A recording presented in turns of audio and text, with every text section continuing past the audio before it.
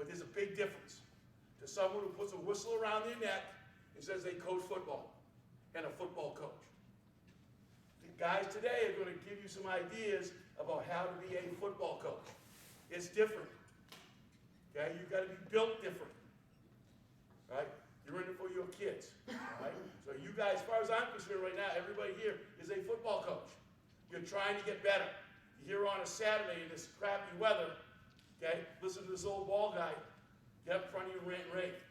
Okay? Really appreciate you being here. Okay? I'm going to just share some thoughts. I'm going to go in a number of different directions. Wes is going to help me with my presentation. This is very, very low key. If you've got questions, whatever, I will not get into debate with anybody, just so you understand that. And these are things that I believe in.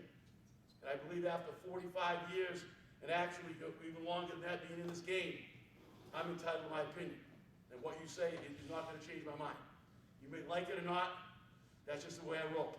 Okay, John and I have gone way back. Okay. So guys, real quick, again, we're in a society now where everybody's trying to make themselves look smart.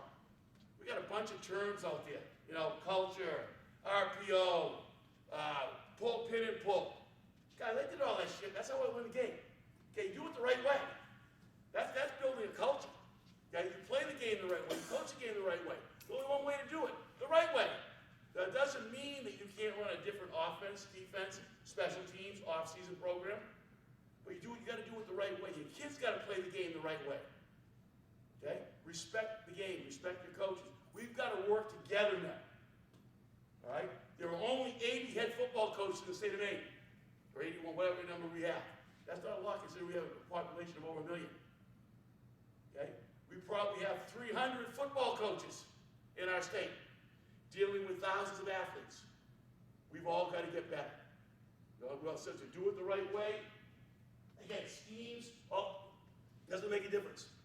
Okay? Players make a difference. It's not about plays, it's about players. It's not about X's and O's, it's about Jimmys and Joes. Your job as a coach is to develop your players. We are the last bastion that are taking young men and making them adults. That's your number one responsibility, in my humble opinion. Or taking a middle school kid and preparing him for high school. Everything else take care of itself. Yeah, we all want to win a state championship. That's great. Okay? But are the years that you don't win a state championship, are you a failure? I truly believe when you can judge how good a coach you are or the impact you made is 25 years from now. What are your kids doing in the community? Are they good husbands, good fathers? Are they making an impact? Here's a group right here. These guys played for me. Thank God I didn't screw them up. Okay, but again, great. That's how you judge. Okay, that's what you're trying to do. The rest of it will take care of itself. All right. Your job is to impact young men. Okay. Kids have not changed, in my opinion. When these guys were in high school, if they had laptops, phones, all that shit, they'd have been doing the same stuff as the kids are today. Serious story, correct? So things around our kids have changed.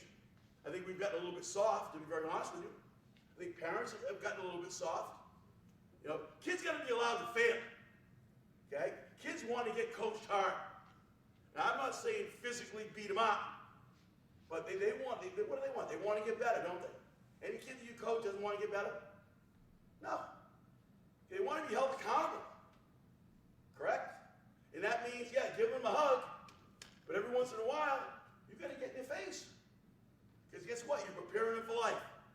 If you're on the job site and you screw up, is your boss like, Joe, don't worry about it, you're okay, it's okay. No, it's not going to happen. You're going to get your ass ripped. Well, guess what? If they've never experienced that, they never experienced failure dealing with a coach, what's going to happen when they're 22, 23, 24, 25 years old? Really important stuff. You know, I can say right now, for my kids, I never talked to one coach. And there were times where I know I knew more than the coaching staff that had them. But they were there, they're going to deal with it. I tried one time, I said, Matt, you want me to do something? My son's a football player. He goes, Dad, I got this. I said, ooh, get the fucking step, taking a step back. You gotta allow, if you want them to become adults, you got to allow them to be adults. They got to be able to go up to coach, what's going on? Pretty freaking simple. Okay? We're good. So kids haven't changed. We got to allow them to fail. Okay, Coach, next slide, please. Okay, just some simple thoughts. I kind of gone through it. I'm going to bounce around a little bit. You're not going to out-coach guys on a Friday night. You're going to out-coach and have success on a Friday night in all the things you do from your last game to your next game. Could be 9, 10 months.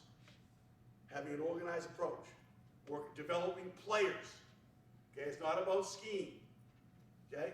If you go back and look throughout the last 30 or 40 years of Maine high school football, you name an offense that's won a state championship, it's there. Defense the same way. 5-2, 3-4, whatever. Bear, doesn't make a difference.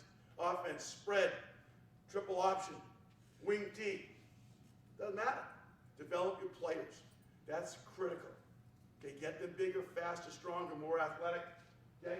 So again, it's not what you know.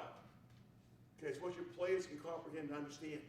Okay? The biggest mistake that I see younger coaches, sometimes veteran coaches, is you talk too goddamn much. Okay? There are times, yeah, you have to make a statement.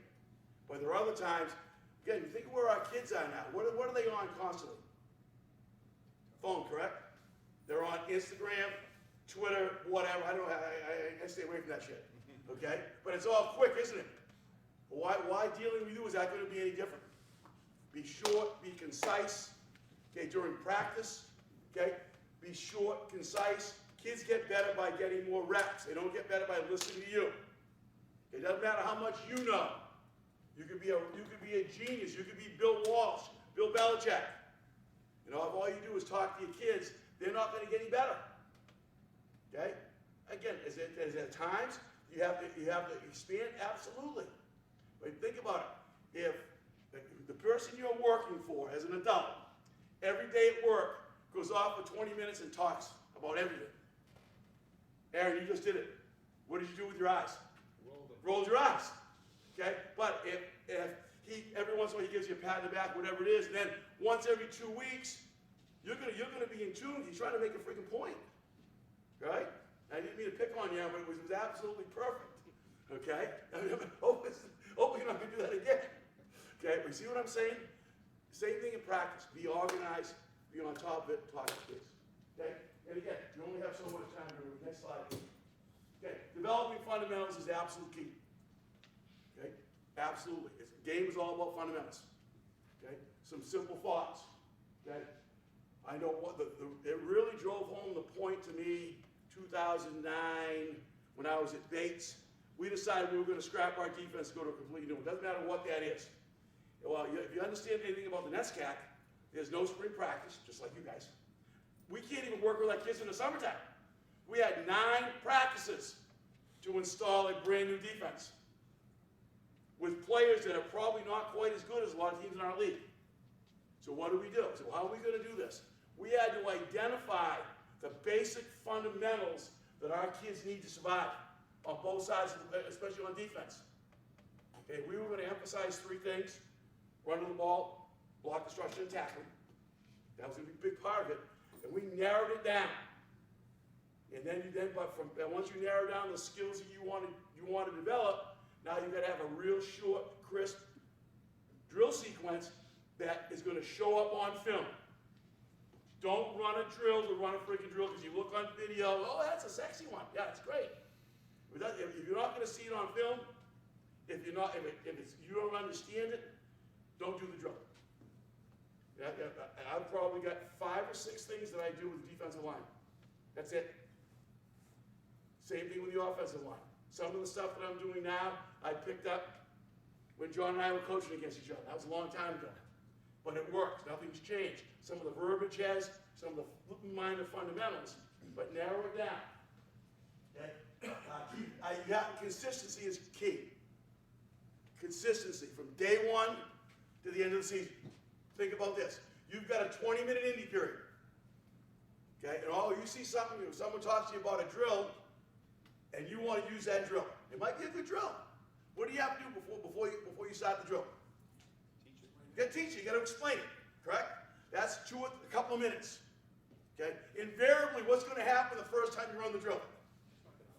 Yeah, exactly. they're going to screw it up. All right? So you've now wasted 7 minutes getting absolutely nothing done. Where if you have a drill sequence from start to finish by position, the kids know it.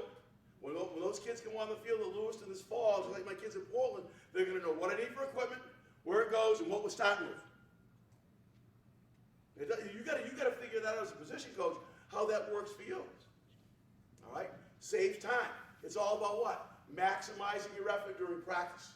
Kids don't get better by listening to you, and definitely not listening to me. They get better by doing it. Does that make sense, guys? So again, consistency, okay? Really important. And that goes to every aspect of your program.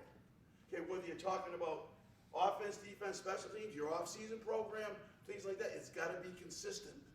Give kids a chance to get better at it. Look yourself, where are you day one, and where are you the last game, going into the last game of the regular season? You should see improvement in every aspect of the game. Okay? I like the next one. Don't practice it. Do not get it right. Make sure you're going to get it right every single time. Okay. Again, that also goes back to what we're talking about a little while about how much offense and defense do you need. Okay. We'll get through that. But again, the bottom line is you got to drill it over and over and over again. Does that make sense? Okay. Again, and emphasize. Yes, Coach first. That being said, if they don't get it right the first few times you do it, do you move on or do you wait till they get it? We will continue to progress, go back. Again, as a coach, I think you have to reflect and look in the mirror. Why not? And again, if it's the whole group, then I got to throw the freaking drill out. But I think if you've done your homework, you're going to pick drills that your kid. And again, adapt the drills to the level that you're at. The drills that I'm using at the high school, probably some of them might be appropriate middle school. We might have to make some modifications. And the same thing at the youth level. Okay? What if it's team period and they're just not getting, a certain play or? We're not talking about team right now. It's all about fundamentals. Okay? No, it's okay. Good question. Emphasize fundamentals the entire practice. Okay? Really important. Every period, emphasize fundamentals. Okay? You're doing a 7-on-7. Okay? No, we're not talking about practicing. If you're running the scout team, are the fundamentals for those defensive kids any different running your defense and running your opponent's defense?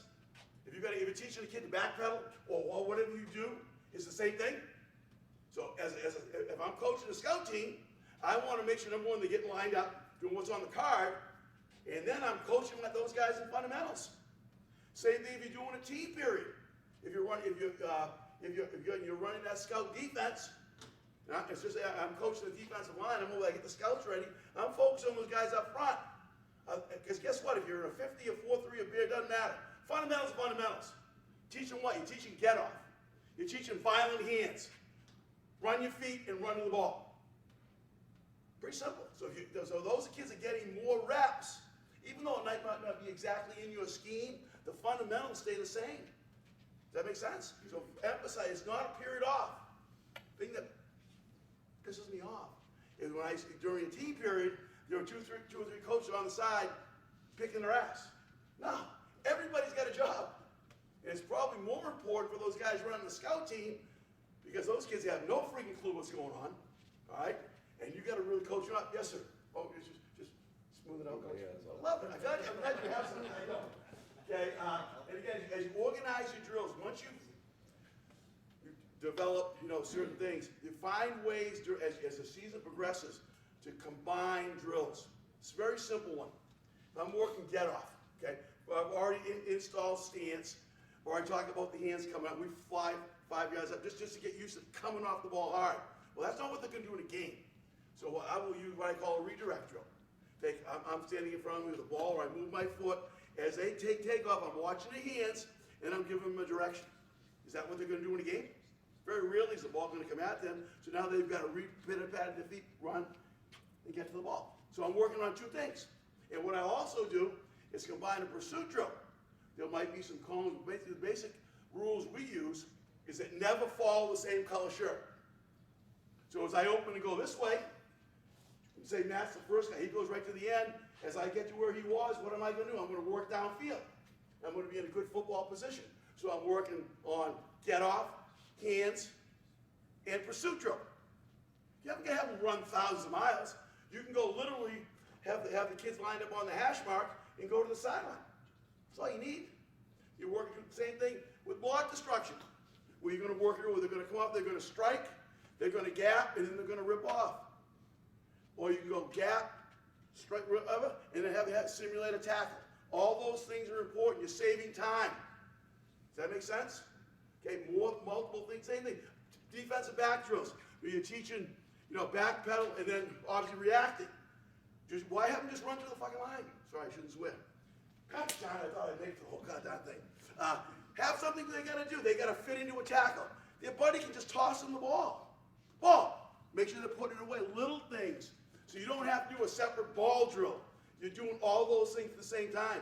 You're getting extra reps tackling, extra reps block destroy. You can have kids that just hit with their chest. They redirect. They come up. Boom, and they just strike. So you want just strike. Be violent. So you're working more things at the same time. So that 20-minute indie period, number one, you're working the whole friggin' time. If you're consistent, the kids will know the drills you're going to do. They're going to transition easily. Even my knuckleheads in Portland who transition easily from one drill to another. Okay? Does that make sense? Okay? So you're maximizing your time during your individual period. And again, consistency. Why have 50,000 drills? As I said earlier, you change drills, you have to teach the drill, they're going to frig it up, and you're done. Now you've wasted time. Make sense? So fundamentals, key, every position. Really, really important. Yeah, again, go, next one. Okay, I love to use buzzwords. Okay, one or two, a simple phrase, okay, that gives it, for just sink your hips. Pretty simple, buzz, whatever it might be, so you, and have it consistent throughout the staff, particularly on defense. Offensively is a little bit different because obviously the offensive line terminology is going to be a little bit different than the quarterback. On defense, there's three things every kid's got to be able to do. Doesn't matter whether he's a DB or a nose guy. Run to the ball, get off a block, tackle. So if you could have a consistent message throughout your staff, near foot, near shoulder, near foot, proud chest, uppercut, clamp, whatever those things. And then if a kid, hey, you got to clamp you, let's go. Pin the spin, whatever it might be, have those things at your disposal and use it by all your coaches. That way in every drill or everything, the kids are hearing the same thing. Going back to fundamentals just real quick, I want to make this point. I always emphasize mental reps. If you think about it, you're going to get 5 times as many mental reps as you are physical reps in practice. Have your guys locked in. If I'm talking to Matt, I'm coaching everybody. I don't want Jason to come up the next play and get up again. Everybody's getting reps. Does that make sense? So I emphasize that number one, it keeps the guys focused, which, as you know, can be a challenge when you go with especially younger guys. But if you can get them to understand that mental rep part of it, they're going to get better. And that means even on scout team, same deal. All right, buzzwords are effective. Again, consistency, 1 or 2 words. In particular on defense, whether you're talking about block destruction, tackling. You can go to the next slide, Wes, please. Again, these are some simple ones. There are many more. This is not the gospel according to Skip Capone. Like everything else I've done, I've begged, borrowed, and stole it from everywhere in the country. Okay, like we all do. But just eyes at ball level. Uppercut. Those kinds of things you can apply to tackle. They're hearing all the time from all your coaches. The message is consistent. Don't have one coach saying uppercut, another coach saying wrap. Different thing. You wrap, your head's down. My biggest saying with my guys, if your head's down, you're on the ground and you're on the bench. Pretty simple. I've never seen anybody block anybody on the ground or tackle anybody on the ground. And as a ball carrier, you don't want to be on the ground. So keep your head up. If your head up, your chest is up, you play. Guy, I'm not a, there's parts of what Bobby Knight did, and let's date myself, that I don't have a big kick out of some things he did, but one quote, okay, your ass on the bench is the best motivator. Pretty simple. Kids want to play, Do what you're told. Pretty simple. Okay? Don't you prove to me you should be on the field. All right? But again, buzzwords are good. Next one, Coach. Again, just some other thing about just movement drills, track the hip, eyes up, having a good base, those kinds of things. I think constantly being emphasized. And again, before we go, I'll give you my contact info. If you want this thing, you can have it. Okay? I'm really a big fan of using circuits. Okay?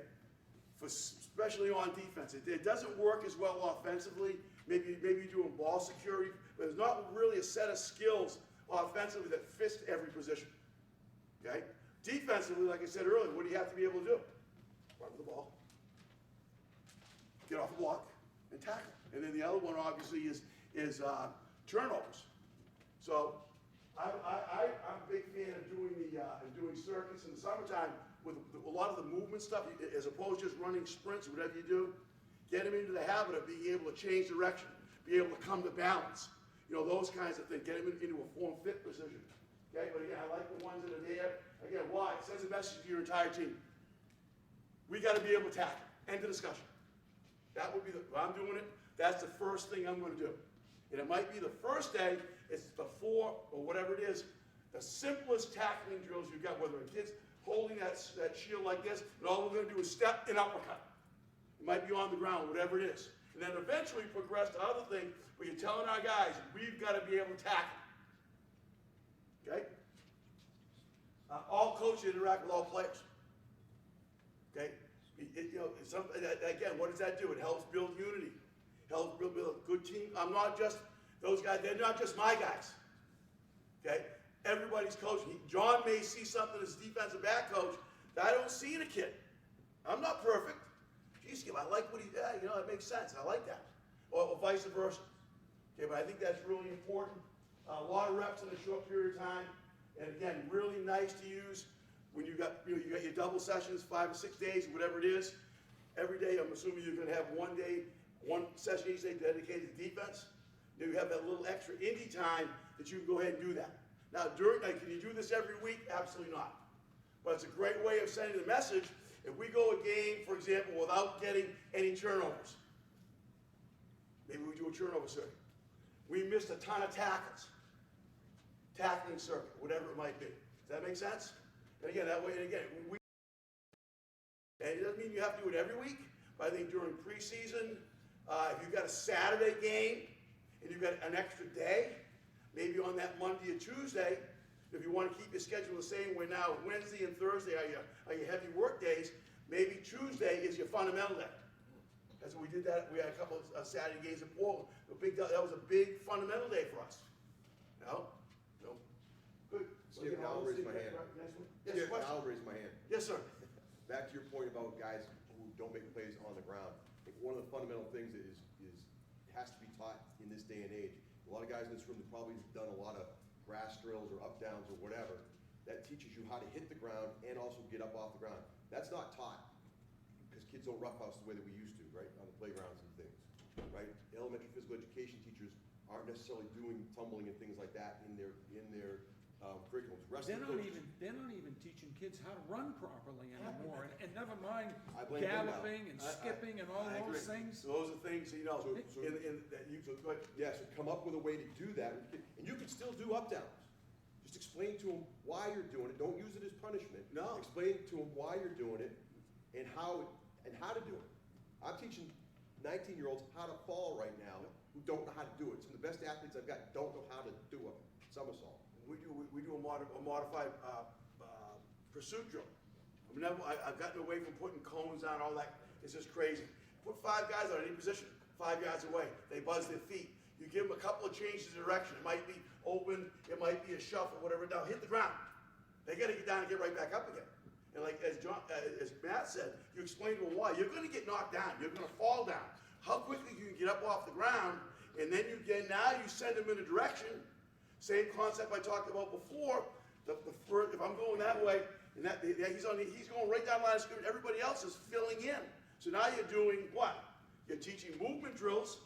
You're teaching get up off the damn ground, and you're teaching a pursuit drill in a small. So you got a bunch of guys working. Does that make sense? Good. All right. Next one. some thoughts offensively and defensively, just something to think about. If you're already a head coach, if you're thinking, if you are a coordinator or thinking about being a coordinator, and those kinds of things, again, I think I'm going to be based on number of plays or formations.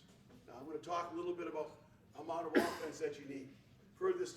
I've talked to a couple of defensive coordinators at the college level. I think it makes sense. How many plays are you normally going to get on offense in a game? 60? 60, 60 probably. Just use the number 60. I've got this in my head. I've already figured it out. Anything else, I'll be done. Okay, so think about it. You're probably going to get, just going to use that round number, 10 possessions a game. Correct? Probably 10. That's on average. So you're going to have 10 plays, being 10. What are you going to run on first down? Probably your best plays, correct? Because I don't know about you, I'm trying to get the third and short. No, we try to take a shot, absolutely. But I don't know. I don't want to have a lot of third and nines. That's not good. So you're going to have your best plays against what they do, so you know you're going to get 4 yards. Because you get 4 yards twice. Now what is it? Second and third and 8. Whole playbook's opened up. So there's 10 plays right there. They're just your basic plays. So you can't be good at a lot of them. How many you got? Maybe 3 or 4 at most? Correct? So now you go, okay, now so you're going to get, say you get 15 first downs a game. Now you're up to 25 plays. On first down, what are you going to run? You're going to run your best shit, aren't you? Now you might take a shot based on field position and things like that, but generally, what are you going to run? So it's the same shit, same stuff. Now 25 out of 60, last time that's around 40%. Pretty good, huh? Not bad. I had to use a calculator. But no, there's 40%. 40% of the plays you're running are your best 2 or 3 or 4 running plays, or pass plays, whatever they might be. Okay, good? Does that make sense? All right, now you got short yardage, so basically 40% of your offense. And now, personally, if you think about it from an offensive point of view, as I said earlier, most of you are trying to get to what? Third and short. Does that make sense? Because again, if it's 3rd and 2, I can run my whole offense. Okay, I can run everything I want in my path. If I want, depending on field position, I can take a shot. Okay, I can throw it, I can run a reverse, whatever I want to do. All right? So I always treat it, and I think I talk to a lot of coordinators, second down and first down are exactly the same. Think about it. You're trying to get how many yards? Or you're trying to get back to what? 3rd and manageable. So even if you get no yards on first down, I want to run something that I know I can get, what, 4 or 5 yards. I mean, 3rd and 5 is not bad. Now, I like to be 3rd and 2. I like to have a first down. So now you're taking 25 first downs and 25 second downs. How many plays is that? Coach first. 50.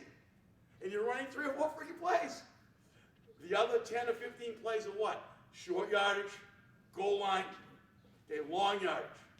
How many of those do you need? Think about it. I mean, you need 15. I mean, I don't know about you. I don't know many plays that I can call up that I can guarantee you it's going to be 3rd and 12. I'm going to get a first down. Okay. So just keep that in mind as you're putting your offensive package together. You got, and then you also think of you need to be able to get good at those things. Remember we talked about earlier. You don't do it enough to get it right. You do it enough to get it what? Not get it wrong. Okay. Does that make sense? So how can you perfect 8, 9, 10 running plays? Now, the 14 years I was at Lewiston, okay, won approximately 80% of our games, won a state championship. That was the most offensive run plays we ever had. That was it.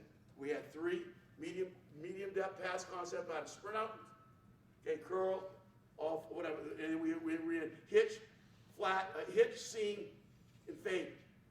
It's out of 3 steps. That was it. We always moved the ball pretty well. Okay? Again, we got really good at it. When I was the offensive coordinator at Bates, guess how many plays we had? 7. Led the league in rushing twice. Okay? Why? Because we got really good at what we did. All right? Now, can there be some variations? Absolutely. You can block the perimeter a little bit differently. Okay? You can crack, whatever it is, but if you crack and change up on the perimeter, does everybody else's job stay the same? Okay? So these guys that say they got 10, 12, whatever, they're maybe a hell of a lot better coach than I am. And I guarantee you, if you really look at what they do, they're going to run 4, 5, 6 plays during the game. They may say they don't. Why put something in because you think it looks cool? I know whatever I do, I'm never going to look cool. Okay, I'm just an old ball coach. Do and get done what's effective. Okay? Next one, coach. Okay, talking about defense. Again, and go back offensive real quick. As you develop your communication system, whether you are a no huddle team or whatever, fast tempo team or not, do you have a way of communicating plays in the event that you have to speed up tempo? You know, it's the fourth quarter, you're on your own 35, 2.5 minutes to go, and you got to score a touchdown to win a game. If you go at your normal pace, are you going to be able to score? Probably not. It's going to be real challenging. So you have a way to communicate with your quarterback, and him obviously communicate to your team what you want to do. That's stuff you have to practice. You have to put yourself in that 2-minute situation. What are your rules going to be? What are we going to do if the ball goes out of bounds? What are we going to do when we pass? What are we going to do on a sack? All those things you got to talk to about. That's what you got to work on. And the other thing is, on the other end of the spectrum, are you going to teach your kids the ability to go slow? You know, we played Scarborough my first year at Portland. They were loaded and we sucked. Okay? We were taking 39 seconds on the play clock. We had one drive, 17 plays, took the whole third quarter. The whole third quarter. Because again, with those things you've got to work on. What are your kids going to look at? You've got to be aware of the if you don't have a 40-second clock, what is the back judge doing? That's important. So you know whether you have to use a timeout or whatever it is, or you can give that to your quarterback.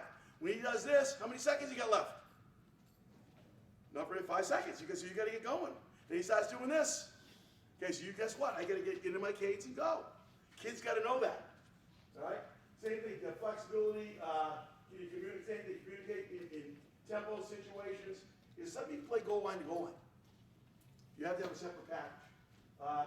Again, big time the drill, run the ball, those things got to be part of it. Tackling, obviously, I believe, I've said this enough, I believe other than hitting a baseball, tackling is the most difficult thing in any sport. Bar none. Think about it. Okay, how many times have you seen a perimeter play that you think was defended well and it's 2nd and 5? Happens all the time. Guys are there, they miss tackles. Ball carrier spins. Okay, it's a difficult thing to do.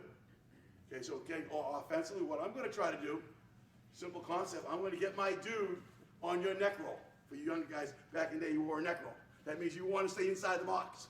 Okay, well, I'm going to get my best player on your neck roll.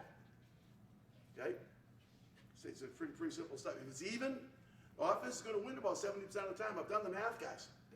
Okay, he may make the tackle, but it's going to be for a 3 or 4 or 5 yard gain. It's going to be yards after contact. Okay, very rarely are you going to see that. Doesn't happen a whole lot. All right. And again, I mentioned it earlier as far as drills. Everything that you do, try to end with something that's football related. Add on to it. Whether you're doing a bag drill, whatever it is, movement drills, multiple skills at a time. I think that's really important that you do that. Almost. Where am I on time? Anybody help me out? 10:36. 10:36. Not bad. Okay. Again, specialty is my pride and joy. Yeah, I think this is a much undercoached part of the game. You got to make them special. You have to treat special teams just like you treat offense and defense. Okay. On offense, Joey Parent. Yes. Do all you do during practice is run team? No. You have what? Indie group, the whole thing. Why do we treat special teams any different?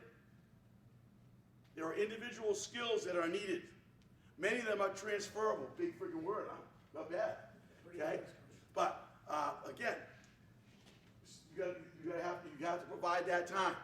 I've got some recommendations. Again, indie skills, transferable, simple, consistent, get better to the end, staff involved, get everybody involved. Go next slide, Wes, real quick. Okay.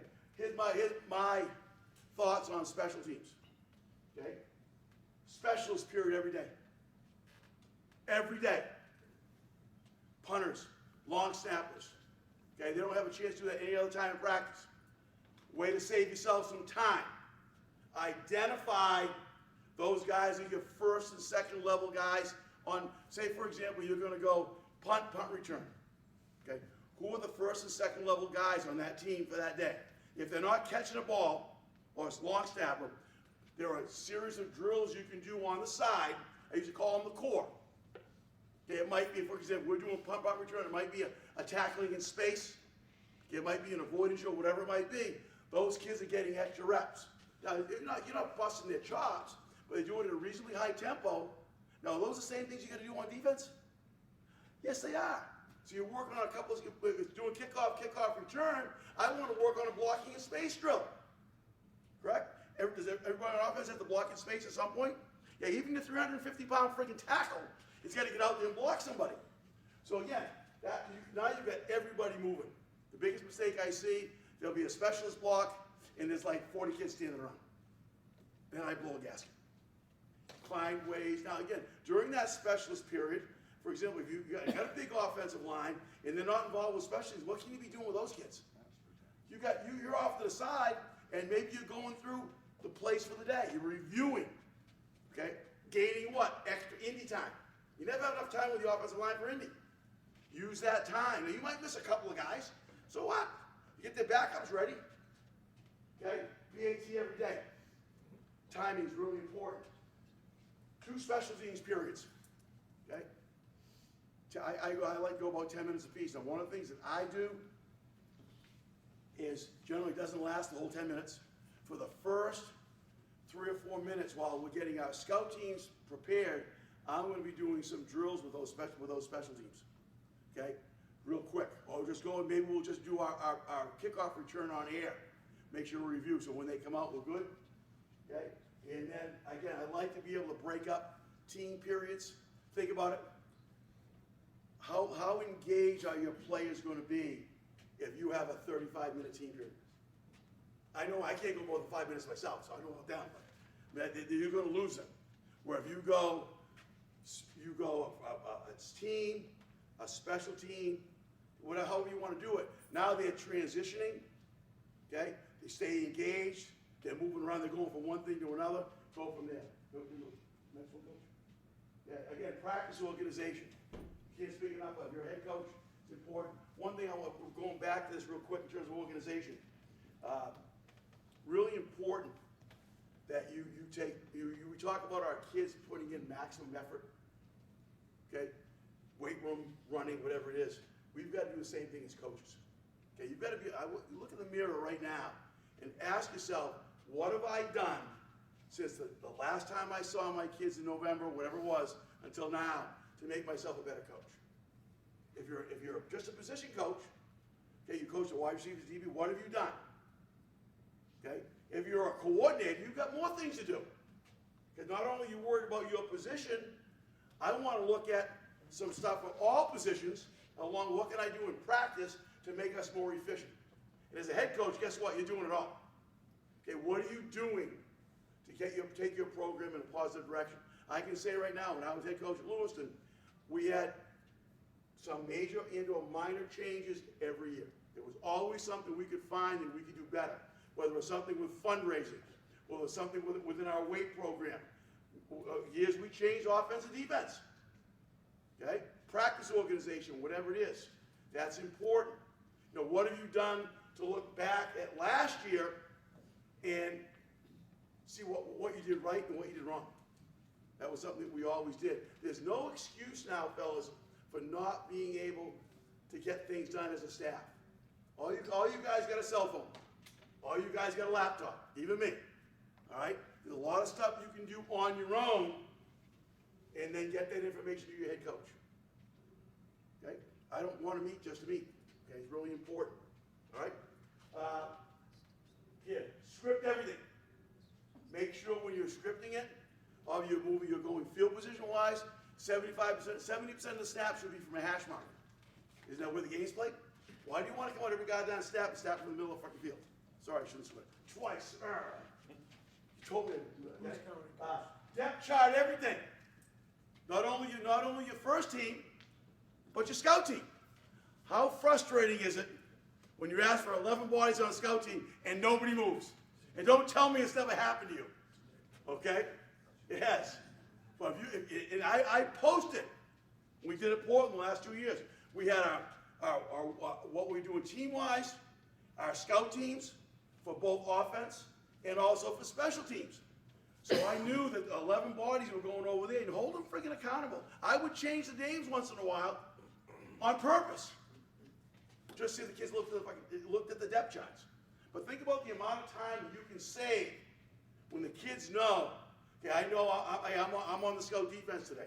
Even if they don't know where they're playing, at least you got 11 bodies, you can line them up. I don't care if you got a kid that's 5'1", 101, playing defensive tackle.